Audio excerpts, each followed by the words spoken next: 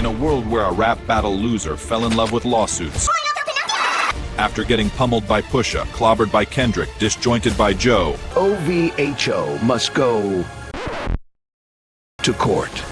Lawbury in Gentleland. Coming to a theater near you. Lawburies and Gentlegrams, in today's episode of Lawbury in Gentleland, the Toronto toddler twinkle temper tantrum tough talking Taylor Swift twin is gaveling with a grin as he begins the big attempted win. Even though the spotlight's looking dim, the block might get a spin with his brand new album, ICEMAN. Some thought it wasn't coming cause singles kept on crumbling. Sandra Suing's son was struggling, but now there's rumblings Drake is gunning to get the project to the people before 2026. But don't let him deceive you. The pressure is lethal, and in his brand new interview, Drake makes us think his art is equal to Kendrick Lamar. If you don't know what the hell I'm saying, stay tuned for the situation we'll be breaking. But if you're amazing, like and subscribe. Come on, don't be hating.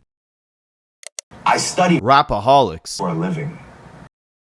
Now, Lawburies and Gentlegrams, yes, another Drake video. This is the last one for a while, I promise, alright? We got bigger things to talk about. I want to do some sort of in-depth look on Wale's career because he just dropped a phenomenal project. I also want to do a video on T-Pain as well. I feel like he doesn't get talked about enough. So all I'm asking you, aside from liking and subscribing, which please don't forget to do, is also leave a comment on not necessarily a video you want me to produce, but just your favorite era within hip-hop and something unique that stood out to you. Maybe it was a moment in history, maybe it was a specific project, maybe it was a run that a rapper went on, maybe a certain beef. I feel like we talk a lot about what's currently going on this channel, which is great, and I'm always going to continue to cover the genre as it evolves, but some of my best videos are when we take a look back at history. So that's a long rant to tell you guys I want to bring it back to that.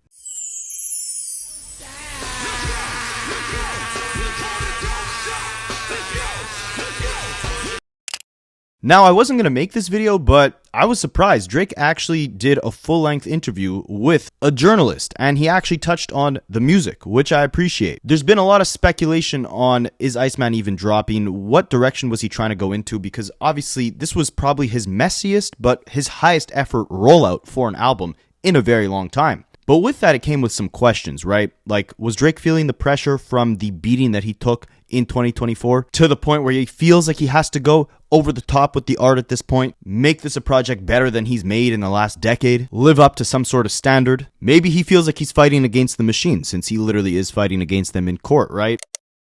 I study Court. for a living.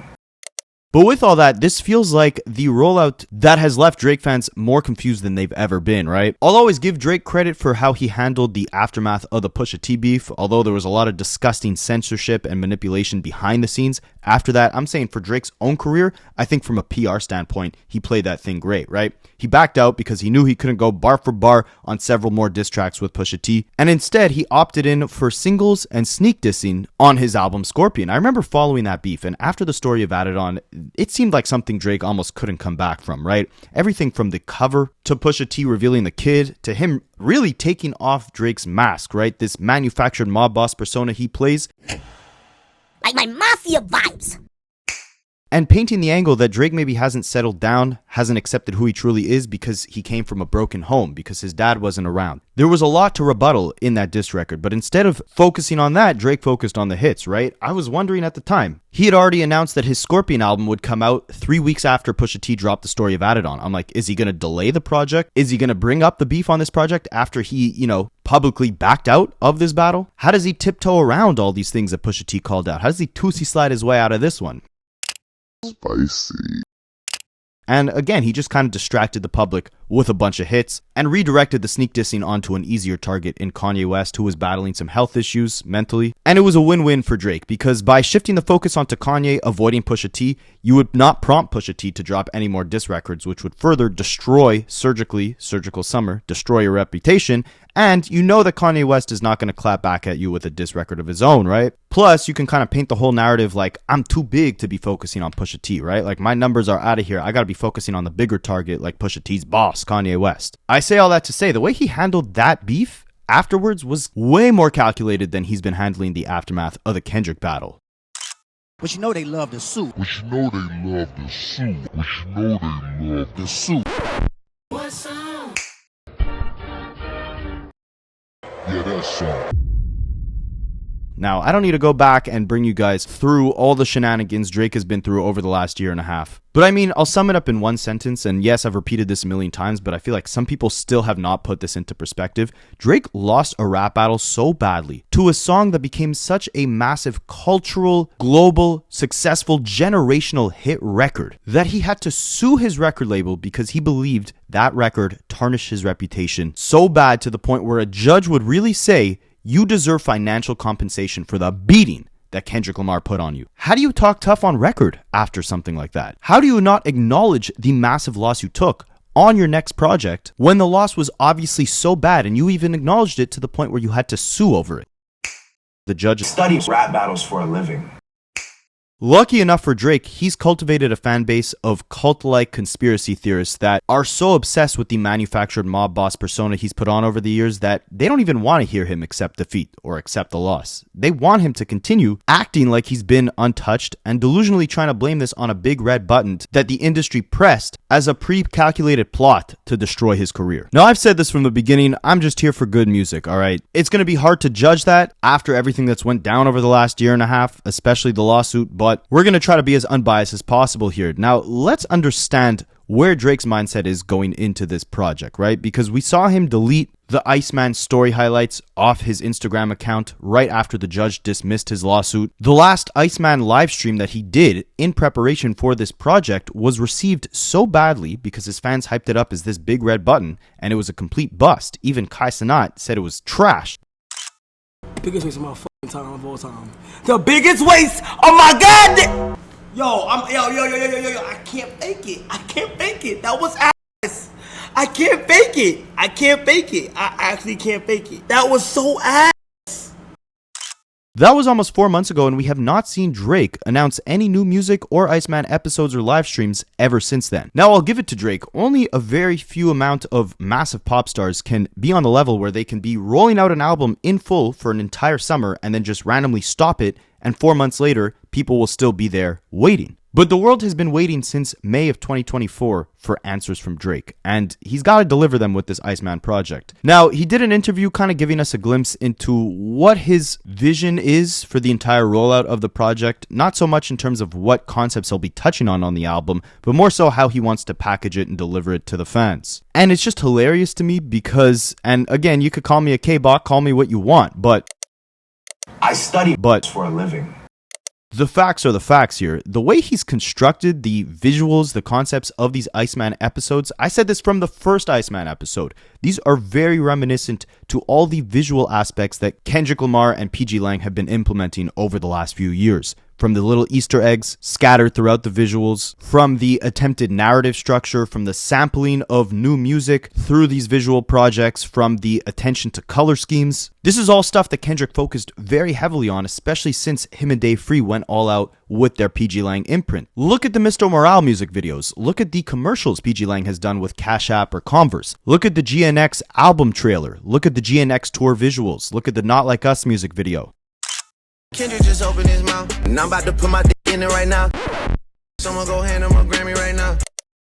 And then go and look at Drake's Nokia music video and look at all these ICEMAN live streams he's been doing. If you haven't watched the ICEMAN episodes, don't waste your time. I'll give you, I guess, a quick summary of what I perceive the storyline to be because it kind of plays an important role in what he's saying in this new interview about the direction he wants to take with these live streams. Essentially, Drake is the Iceman, right? He's working at this Toronto company called ICEMAN where he measures out and delivers blocks of ice. Maybe that's symbolic to the hits, the cold hits he's been delivering to the music industry for the last few years. In the first episode, he takes a break from measuring out the ice. He goes in the break room. He turns on the TV. He sees a little time capsule of the early stages of his career, and that leads into the music video for What Did I Miss? The music video he's now getting sued over for copying the visuals of. After that, he gets into the ICEMAN delivery truck. He drives around Toronto previewing some new music, which, on a side note, I am going to give Drake credit. I do think the concept of doing these live streams where there is a narrative going on and he's previewing music live as he's driving through the city, I think that's a very innovative way of testing out new music for his fans. I saw Rob Markman compare it to Kanye West's Good Friday series. If you guys didn't know, way back in like 2010, Kanye West, every Friday before My Beautiful Dark Twisted Fantasy came out, he would drop a record or two featuring a lot of his Good Music label mates, and some of those songs ended up on the actual final project. Some of them ended up just living on the internet, right? Maybe it was the online feedback he got to songs like So Appalled or Monster that led him to end up keeping those on the final track list. Maybe Drake is doing the same thing with these ICEMAN live streams, right? Testing out the music, seeing what gets a good response, and the records that the fans like, he'll end up keeping on the project. But at this point, again, these songs have been out for 4 or 5 months, right? Like, he was rolling out this project almost half a year ago at this point, and he just stopped. So the songs are old at this point. I think he's got to start fresh. But episode 2, he ends up driving the ICEMAN truck all the way to London, I believe, or Manchester, I don't remember. He leaves the delivery truck there, gets into a separate vehicle, or maybe that's in episode 3. Episode 2, Central C is playing some sort of role as, I don't know what, he hands Drake a bag. Spicy.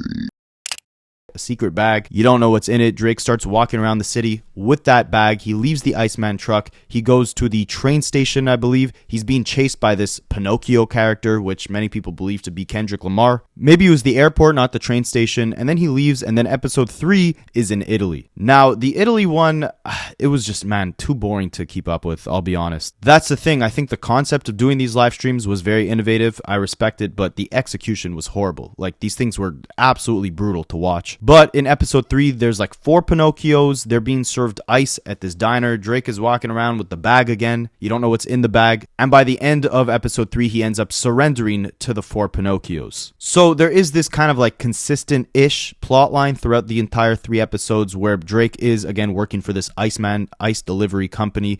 And at points throughout the episodes, he's being followed by these Pinocchio characters and walking around with this mysterious bag that we don't know what's in it. Is it the big red button? Who knows? But let's understand where Drake's perspective is throughout this rollout and the actual message he's trying to deliver here. Now, it's kind of hilarious because the interview was conducted by Complex. I think it was over email, they said. Like, Drake was emailing in these answers. Of course, you're not going to see him like on a live setting be pressed on the spot with real questions that the fans want answers to. But if this is the best we could get, hey, at least he's talking about the music, right? It is funny, though, because Complex was actually mentioned in his lawsuit. UMG owns a stake in Complex, and Drake was saying they were, pushing propaganda on their pages about how successful Not Like Us was as a song. Meanwhile, the company that owns them, UMG, Drake accuses them of obviously manipulating the numbers, the bots, the payola of Not Like Us. So it's kind of like a wicked thing here where Complex, who's owned by UMG, is pushing the propaganda that Not Like Us is successful, but it's only successful because UMG is pressing the bots on them, right? But now he's out here doing an interview with Complex. It's just all kind of ironic, right? Now, the title of the interview reads, Drake breaks down his ICEMAN live streams, and in a quote from Drake, it says, "I've been dying for a challenge." That's ironic as well, because the music we've gotten over the last year and a half to 3 years, really, from Drake has been some of the most uninspired stuff we've heard in ages. So I think it's good that he's dying for a challenge. In a rare interview, Drake and Dream Crew's Matt Babel tell Complex how and why they're putting together a series of ICEMAN live streams. Matt Babel, if you guys didn't know, and sorry if I'm mispronouncing his name, he's a key executive in Drake's company Dream Crew. He helps Drake's with brand strategy, creative direction, and touring rollouts. They've produced several films and TV shows like Euphoria and Top Boys. They help out with his merch. I think his collab with Nike as well, the Nocta collaboration. I think he's got a perfume also. So this guy plays, a key role in helping Drake with a lot of creative endeavors, right? And of course, he's been helping with the execution of these ICEMAN live streams as well. So this interview with Complex centers around Matt Babel, but he's also talking a lot about the ICEMAN live streams. And of course, Drake comes in to give us a lot of details here. And the interview really centers around Drake. So it starts off. Drake is bored by traditional album rollouts. And yeah, we can kind of tell, right? The last time he did one was For Nothing Was the Same, which came out about a month after the Control verse. And I always say, I think that whole promotional run that he did for that project and how he was kind of embarrassed by being put on the spot, asked about Control and giving these very sensitive answers, I think that kind of made him say, F these traditional interviews. If I do an interview going forward, it's going to be in a very controlled environment where I can edit out anything I don't like. I'm in control of what's being asked. And he got big enough to the point where he didn't really need the interviews, the discussions about the work that he was putting out to have the work sell, right? I think it's just better for a fan experience to hear you talk about the world you just built, giving some context on your perspective of everything you just discussed on your project. I just think it makes the entire experience a lot stronger for the fans to hear where your headspace is at. And I think he's doing that with this interview. I'll give him credit. And I'll also give him credit in the fact that because he didn't go the traditional album rollout route for any of his projects in the last, I guess, decade and a half, it has led to some interesting releases, right? If you're reading this, it's too late. That was an exciting moment when it just dropped randomly onto iTunes. Same thing with his collab albums with 21 Savage or Future, right? The Future one just premiered on his radio station on Apple Music. The 21 Savage one, I don't really remember, but I think he announced it like a month before it came out. It was very unexpected. It didn't really give you enough time to set a standard or an expectation on the music, but it was kind of a unique experience. So yeah, we could tell Drake has been bored with traditional album rollouts, right? Nearly 2 decades into his career, Drake has done it all. Long, elaborate rollouts with multiple singles and videos, magazine cover promo, release night sit-downs with Zane Lowe, surprise drops. By now, it's all starting to feel a little stale to him. Drake says in an email to Complex, "I was asked by a creative partner what I love and hate about rolling out an album. I expressed that I love the opportunity for a clean slate of thoughts and excitement and messaging when it comes to the music. What I hate is the redundancy of this formulaic approach that's ingrained in our brains from early label days. Single, video, album cover post, etc."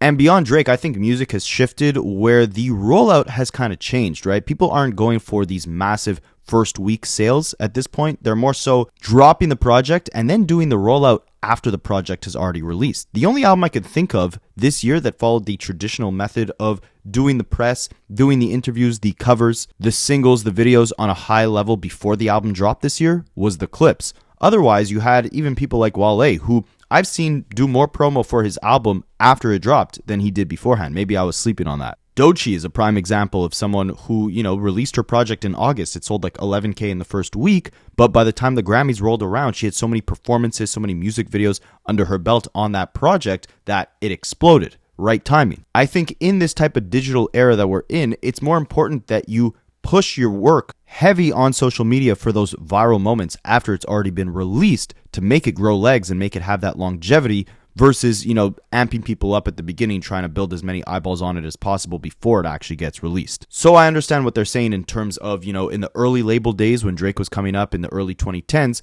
J. Cole really struggled with this. The label was forcing you to have the single, have the big music videos before the project came out because, again, they had to actually print physical CDs. So they needed to know that the demand was there by fans before they printed out these CDs to ship out to stores. That's why you needed the single to build hype. But nowadays, you could just drop the project for free on Apple Music and Spotify and then start working it once it's already out. Once you already understand what songs are resonating with the fans, it's kind of an easier way to roll out your album.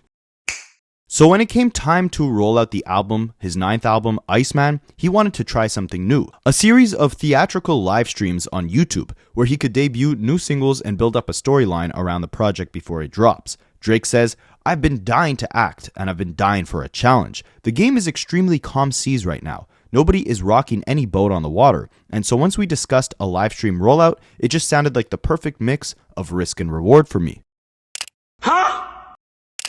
This is where I have the problem, all right? A lot of people have been pushing this narrative that, hip-hop is dead, there's no songs on the charts, hip-hop is boring right now, there's no big superstars, and while I agree to a degree that this generation doesn't really have a new set of superstars that can lay an impact on the level of a Drake, Cole, or Kendrick from the previous generation, there have still been very exciting moments from the past 12 months, and some of them go back to those traditional album rollout ways, right? Look at the Clips with their album rollout. Jid, Freddie Gibbs, Joey, Tyler the Creator, he gave us 2 projects in the last 12 months, Doechii, and of course Kendrick Lamar. I mean, is Drake looking at this from a numbers perspective? And that's why he's saying nobody's rocking the boat. It's very calm seas at this point. Because make no mistake, there's been phenomenal projects that have dropped. If we're talking strictly quality of work, there has been no shortage of that. Have the charts felt an impact? 100%. But this narrative fits Drake well because obviously his fans have been trying to paint the picture that Drake has been absent over the last, 12 months since the beef, right? And it's been the dot era.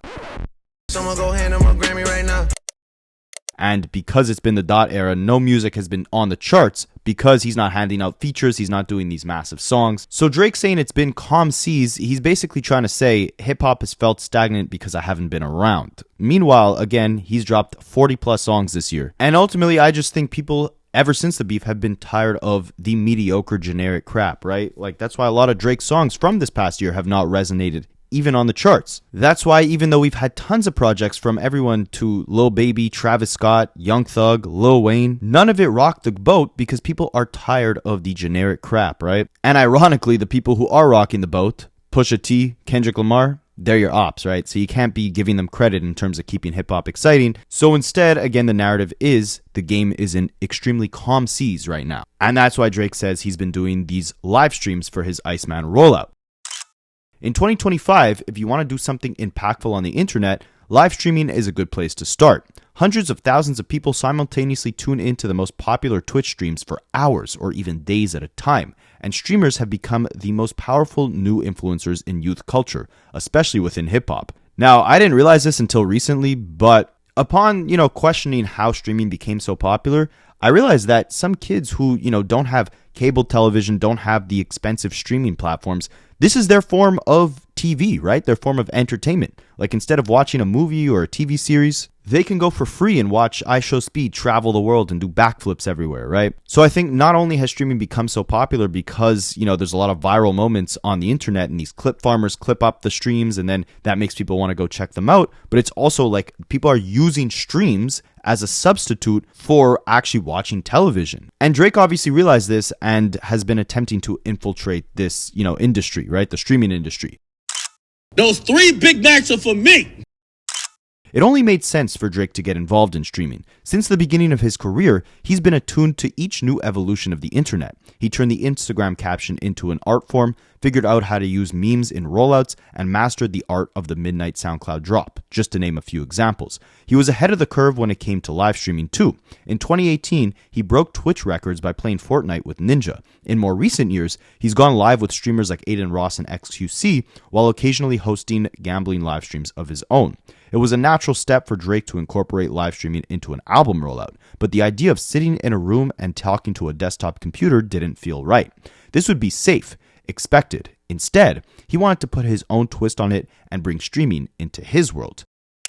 Spicy. Now, Lawbreeze and Gentlegrams, it's no secret that Kendrick Lamar left some injuries on the emotions of your favorite pop star after that rap battle. I study rap battles for a living. But speaking of injuries, we gotta talk about America's largest injury law firm, Morgan & Morgan. For over 35 years, Morgan & Morgan's team of lawyers have been fighting to make sure people like you, who may have suffered an injury, will get what you deserve. If you get hurt in a car accident or at work, or if an insurance company tries to lowball you, Morgan & Morgan is the largest injury law firm in the US that will fight to get you the money you might be owed. They have over 1,000 attorneys, offices in all 50 states, and they've recovered over $25 billion for more than 500,000 clients. For example, one of their clients in Florida got $12 million after a work accident, even though their insurance company was only ready to offer $350,000. So when you hire Morgan & Morgan, it's like bringing in a legal army, and their fee is free unless they win your case. If you want them to evaluate your injury case for free today to see if you qualify for their legal support, you can check out the link in the description, the pinned comment, or the QR code you see on the screen. Drake says, I think I'm always capable of recognizing when things are shifting and not being weirdly affected by it. Not being jealous, not being thirsty. Just finding out how I could shine light or coexist or make it a part of our ecosystem. With this, I would just study in real life streams versus the stagnant bedroom cam streams, and I feel like in real life streams had just so much unpredictable energy and movement, and just started asking crazy questions like, how high can the quality get? How many cameras can we get to go live at once? 12? 14? Can we get a drone shot to go live? We just started getting unhinged with the requests because we wanted to push it as far as possible. Now, again, I think the concept is quite innovative, right? Like to have these live streams in different settings with different narratives going on, all while you're previewing new music so your fans can decide what should stick on your album and what shouldn't. Except I just think the execution has been really mediocre on these ICEMAN episodes. Yes, the budget was high. There was a lot of high quality cameras. There was a lot of expensive shots in these different places all around the world. But maybe because of the logistics of traveling to these different places, all while doing it live, it set back the actual quality of the narrative he's delivering throughout these episodes, right? It doesn't feel like there's a strong structure or storyline behind each of these episodes. You're left with these long gaps of just these still shots of different buildings or different areas, and you're like, okay, what's next, right? As a viewer, what am I actually supposed to be getting from this experience? I'm kind of just sitting here waiting for the next moment, and it doesn't really come. And then on top of that, the music he's premiering on these episodes has been very mediocre as well. So you combine crappy storylines with crappy music, it doesn't really make for the best recipe. Anyways, on July 4th, 2025, he went live on YouTube, debuting ICEMAN Episode 1, a 58-minute broadcast that exists somewhere between a music video, a live stream, and live theater. It started slowly, with long static shots of an ice warehouse in Toronto, before Drake appeared and started measuring large blocks of ice. 20 minutes into the stream, the words, "What did I miss?" took over the screen, quickly cutting to a shot of Drake surrounded by dozens of guns. For the next 3 minutes, he danced through the warehouse as a previously unheard song blasted in the background. Just like that, his new single debuted to the world. And to me, aside from that one part, and then the part where he's kind of just driving around previewing other new music, nothing from these streams really seemed that intriguing to, spend the money and put the budget behind continuing them in the form of various episodes. I like the way he structured the "What Did I Miss" music video amongst this live stream. Otherwise, everything else, again, just seemed kind of boring and the music seemed mediocre. The concept is there, but in my opinion, the execution is not. But he was only getting started. After a brief intermission, the stream resumed, and this time Drake was behind the wheel of a large ice truck. As he drove through downtown Toronto, he played snippets of unheard songs from the truck's stereo, and before long, we started to hear shrieks from fans in the distance. "Drake! Iceman! Drake!" This is when everyone realized what we were actually watching. This wasn't a pre-recorded music video that simply debuted live on YouTube. It was a genuine live stream, unfolding in real time as everyone watched from home. This included fans in Toronto, who were able to track the location of the truck and run up on Drake, yelling whatever they wanted. The chat had materialized in real life. Drake was mostly showered with words of adoration from his hometown fans, but there was one attention seeker who shouted, "You're a B-word," from the street. Drake responded with some banter, firing back, "So what then, big dog? Don't look away now, P-word. Don't look away now. Don't get shy now. We'll fold that up right now." Yeah, he went back into his manufactured mob boss vibes here. Like my mafia vibes. He was cussing out some random, Toronto kid on the street who called him the B-word, right? And don't forget, this was like a month after Kendrick did back-to-back nights in the Rogers Stadium, getting a standing ovation right after he did Not Like Us in Drake's hometown. Absolutely insane. And then ironic how Drake is driving through his hometown on this live stream a month later and people are calling him the B-word, right? And he's getting into fights with random people on the street. Kind of hilarious. He brings up this moment when I ask him about the funniest thing that's happened on stream so far. Responding, "Probably when this random tall white guy said I was a B-word when I was driving, and then I just naturally turned up midstream. I wouldn't even say I broke character because that's some Iceman stuff. You can't just page me while I'm driving around spreading good vibrations," he adds with an LOL. "The man started moving quickly after that, Crody. No more talking." Yeah, I'm sure he was really scared of Drake. You know what I did, man? Fuck all y'all, man. For real, man. I see y'all boys outside when I see y'all, man. For real, man. Audience participation is key to the success of these live streams. In each of the 3 Iceman episodes so far, Drake has previewed snippets of unreleased songs, effectively giving him a chance to test out work-in-progress tracks and get feedback from fans in real time. Asked if this was one of the main goals for the stream, Drake responds, "It wasn't something we spoke about, but it's inherently a byproduct of this idea. Being outside and getting a chance to interact with fans and initiate audience participation as well as feedback has been amazing. We're likely to end every episode in a public location as a through line and also to enhance the live element. Some people have picked up on this. It's also incredible to see people theorizing and either picking up things or creating their own narratives." And this is where he's just biting Kendrick Lamar straight up and down, right? Again, from the Easter eggs to the fan theories that these episodes are generating, this is what he wanted, but he's never done something like this before, right? But who has done these type of mysterious music videos filled with these Easter eggs, filled with these narratives that fans go and dissect, lyrics that fans will go and dissect in hour-long breakdowns? It was none other than Kendrick Lamar. Someone go hand him a Grammy right now.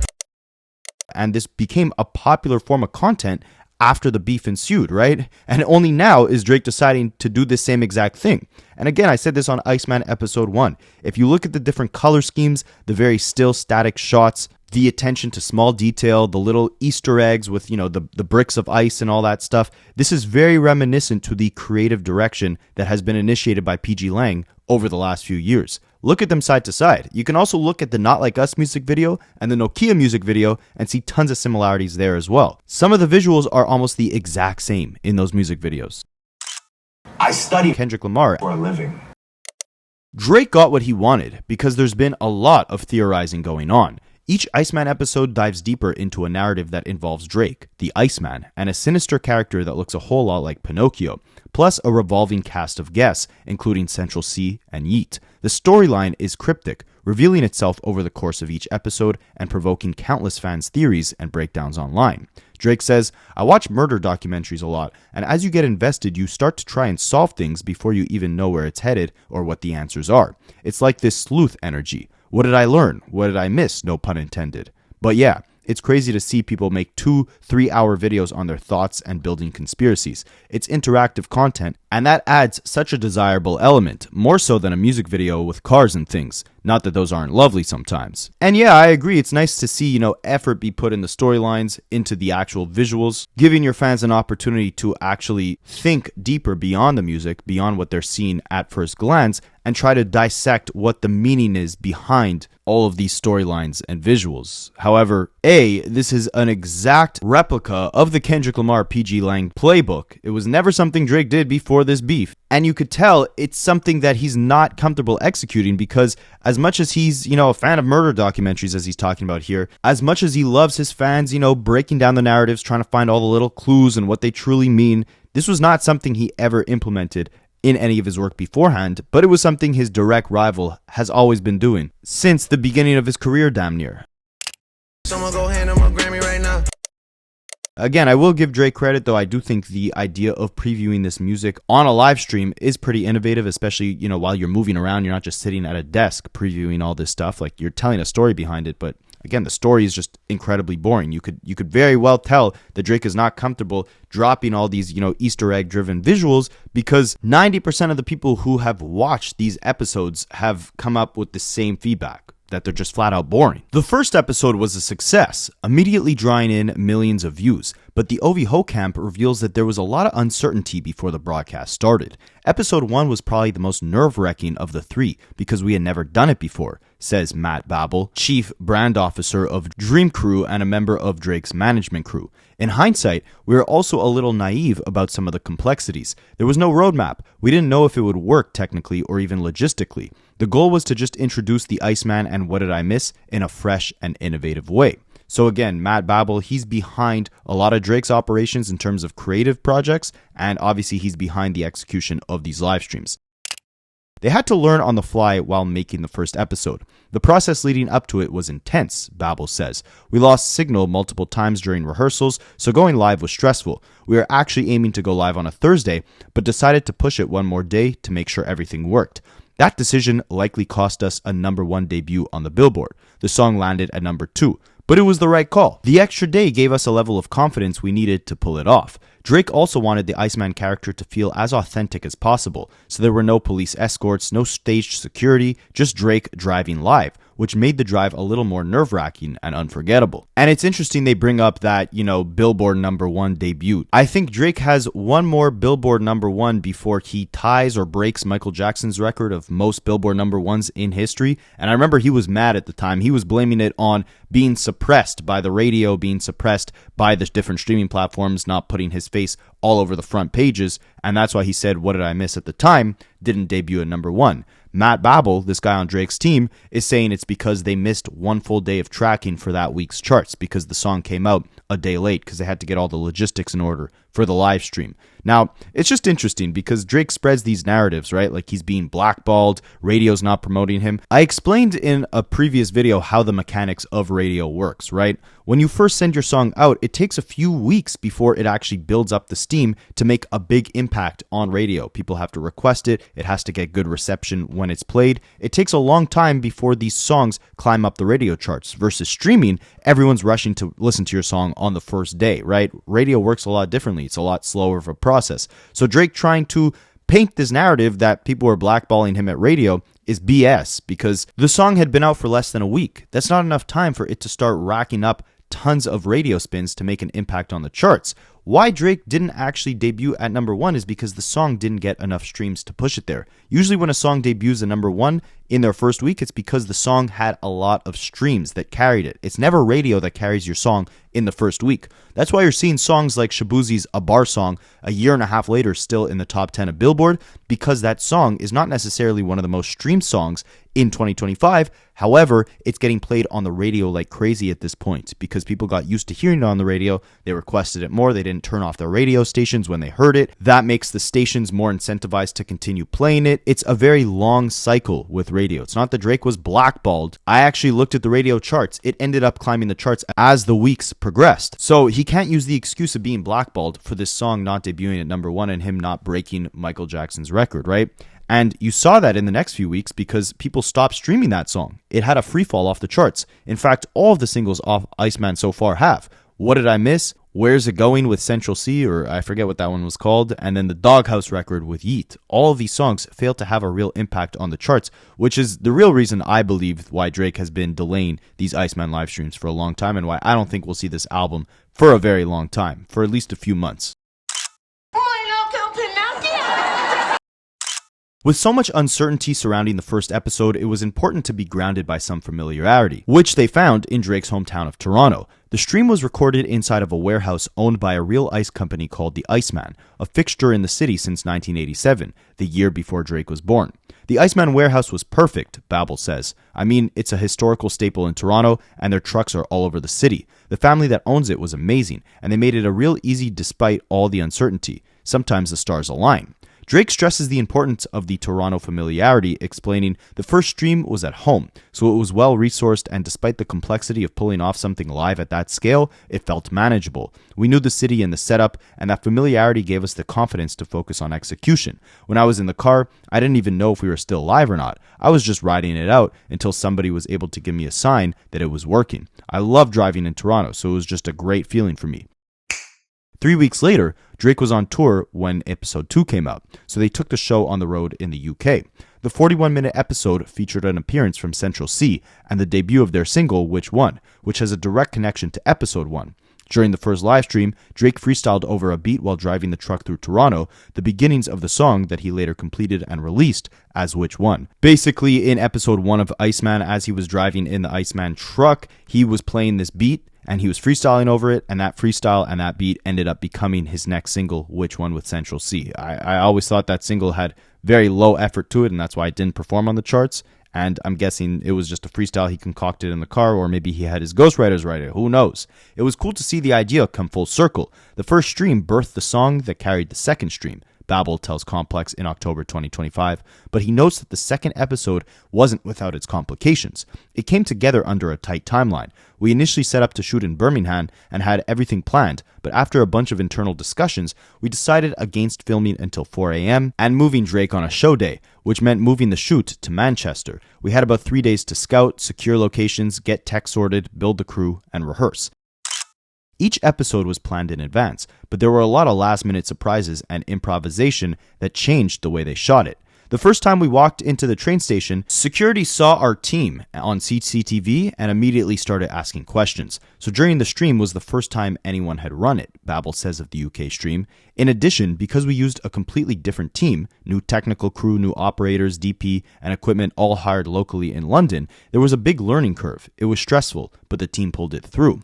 Drake remembers the freewheeling nature of the second and third streams, which were filmed in Manchester and Milan, explaining that they came with a new set of complications because he was on the road. The time difference was probably the biggest one for me, starting the stream at like 2 a.m. sometimes. We worked with great crews, but it was straight run and guns, no permits, so we lost some cameras and had some longer pauses than expected. That's the rush though. It can go flawlessly right or terribly wrong. I'm not sure if people understand what it takes to pull off that type of cinematic shots and dialogue and music premiering. And yeah, I get it. That's probably why these streams seemed so boring, because there was probably technical difficulties throughout it, trying to film Drake in all these different locations, all while doing it live. And because of that, you get these long shots of these buildings where nothing is going on because they have to move Drake from scene to scene. They have to make sure all the cameras are set up in place. And that's why, in my opinion, this stuff would probably be better executed if it wasn't exactly live, right? If you want to have Drake doing the different scenes where he's in the car driving around live, those are probably easy to execute. You need 1 or 2 cameras filming Drake in the car, right? And it's very easy to preview music through the car.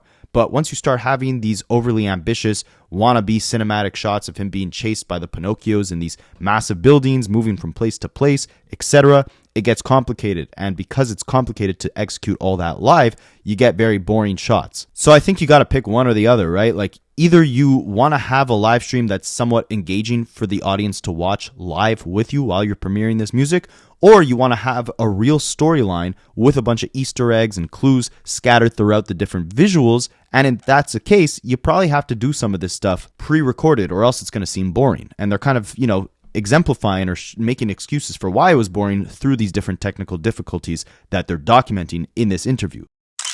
Naturally, people have had a lot of opinions about the ICEMAN rollout so far. Many have praised it for its innovation. Others have expressed disappointment with the pace of the streams. As with anything new, most people, on both sides of the fence, don't fully understand what goes into a production like this. I think the biggest misconception is how simple people think this is, Drake says. When you try to do something new or different, people can be overly critical before really understanding what it takes. The goal with this project was to be creative and innovative, to experiment in a way that might spark others to think differently about how music can be released or experienced. And again, I backs this, right? I understand this and I applaud the innovation. I just think you got to go about it in a different way if you want these streams to be engaging and memorable, right? You can still have that live aspect in certain elements of the stream, but some of it should be pre-recorded so it actually fits an engaging storyline. And at the same time, also the music should be strong enough to where people are actually excited to watch these streams and not disappointed afterwards, like Kai Cenat calling it ASS, right? And also, stop taking plays out of Kendrick's playbook because you've never done your visuals like this, right? And if you're going to try something innovative, make it unique to you.